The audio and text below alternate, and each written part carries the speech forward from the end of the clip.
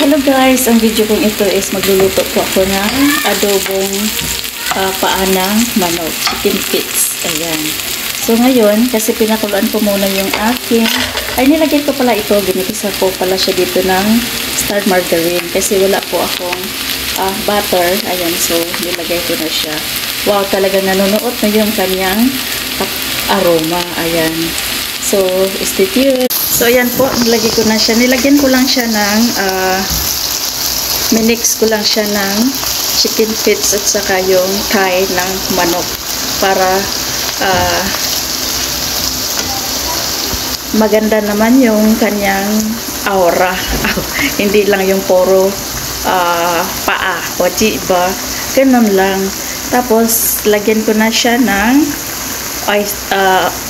oyster sauce. Ayan, mga palangga, nilagyan ko na pala siya ng Sprite. Pero hindi ko na-video yung Sprite. So, sorry po kasi, ayan. Gumagaya lang din po ako sa, ayan. Ayan po, so nilagyan ko na po siya ng Sprite. Ayan po, lagyan ko din siya ng konting magic sarap. Ayan po. Para masarap po talaga. Ayan. So, abangan lang natin at papuyuin lang natin ito para maging sobrang sarap po talaga siya. Ayan po, nilagyan ko po pala siya ng patatas at saka yung bell pepper. Ayan po, ngayon, pakuluan lang po na,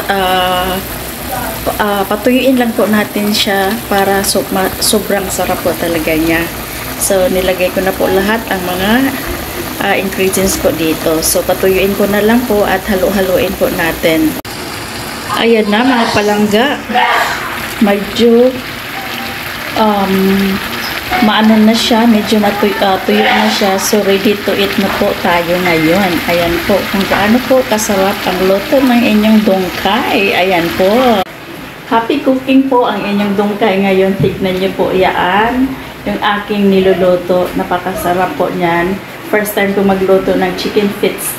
Ngayon, dahil sinubukan ko yung nakita ko sa